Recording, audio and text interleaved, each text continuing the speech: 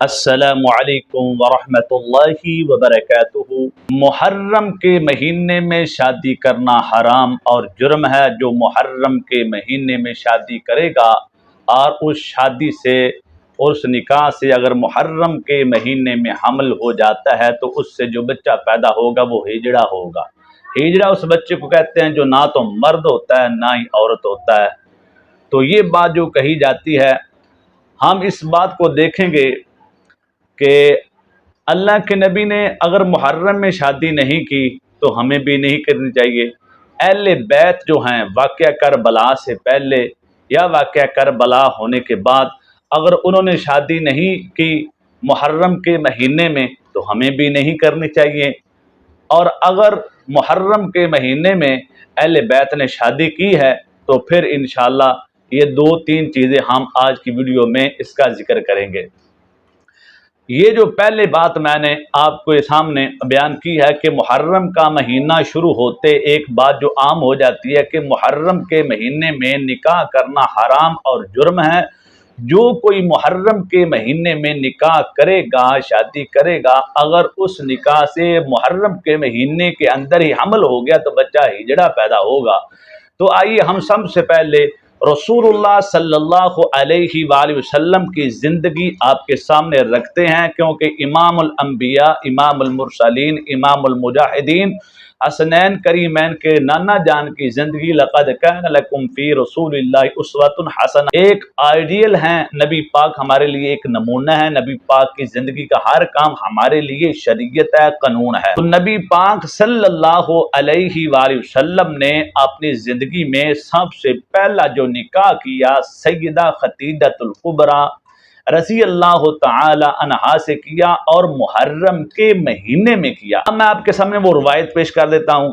تزوج محمد خدیجہ یوم عاشوراء، یہ ایک صحیح روایت ہے، حدیث کی کتابوں میں اب بھی موجود ہے کہ اللہ کے نبی نے سیدہ خدیجہ الکبریٰ رضی اللہ تعالی عنہا سے جو شادی کی، نبی پاک نے پہلی جو بیوی اپنے گھر میں لے کے آئے تو وہ سیدہ خدیجہ ہیں، اور اس سے نکاح نبی پاک نے یوم عاشوراء یعنی 10 محرم کو کیا۔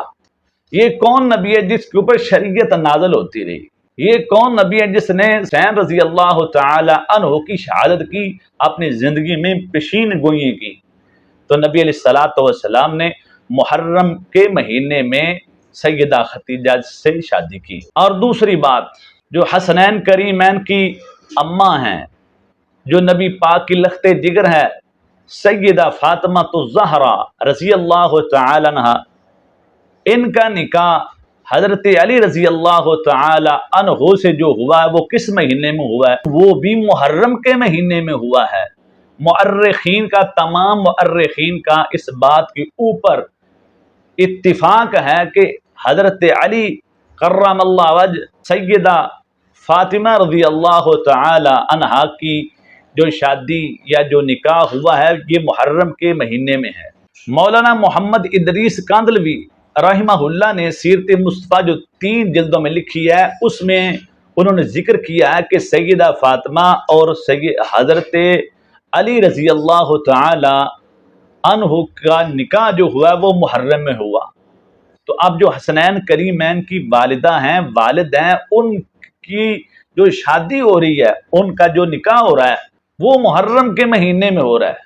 اور واقعہ کربلا کے بعد اہل بیت کا ایک جو فرد شادی کر رہا ہے، جو میں پہلی ویڈیو میں بتا چکا ہوں، حضرت قاسم، حضرت حسین رضی اللہ تعالی عنہ کے بھتیجے ہیں۔ یہ حضرت قاسم کی جو شادی ہے یہ محرم کے مہینے میں ہوئی اور واقعہ کربلا کے بعد ہوئی۔ تو میرے عزیز بھائیوں، میری عزیز بہنوں، میرے پیارے دوستوں، دین کو ہم اپنی مرضی کے ساتھ ادھر ادھر اوپر نیچے موڑ نہیں سکتے۔ واقعہ کرب و بلا ہونے سے پہلے نبی علیہ الصلوۃ والسلام نے اپنی شادی کی، اپنی بیٹی سیدہ فاطمہ اور علی کا نکاح کیا، شادی کی، رخصتی کی محرم کے مہینے میں، اور واقعہ کربلا کے بعد محرم کے مہینے میں حضرت قاسم نے اپنی شادی کی۔ جن کے نام پہ سوگ اور تعزیت اور غم میں آپ نے ایک قانون بنا دیا ہے اپنے پاس ہے کہ محرم میں جو شادی کرے گا، حمل ہو گیا، بچہ ہجڑا پیدا ہوگا، بڑا جرم ہے، بڑا گناہ۔ وہ خود واقعہ کربلا سے پہلے اور بعد میں بھی شادیاں کر رہے ہیں۔ کوئی ایک روایت نہیں ملتی میرے عزیز بھائیوں جس میں یہ ذکر ہو کہ محرم میں شادی کرنا حرام اور جرم ہے۔ قرآن کی کوئی نص نہیں ملتی۔ تو اس لیے جو واقعہ کربلا ہوا ہے، ہم اہل بیت کے نوکروں کے بھی نوکر ہیں، ہم اہل بیت کے خادموں کے بھی خادم ہیں، اپنی جان سے زیادہ حسنین کریمین کے ساتھ محبت اور پیار کرتے ہیں۔ تو جہاں تک شریعت کا تقاضا ہے تو شریعت اپنی جگہ ہی کھڑی ہے میرے پیارے دوستو۔ اس لیے یہ بات اپنے ذہنوں سے نکال دو کہ محرم کے مہینے میں شادی کرنا حرام اور جرم ہے، اور محرم میں جو شادی کی جائے گی بچہ ہجڑا پیدا ہوگا۔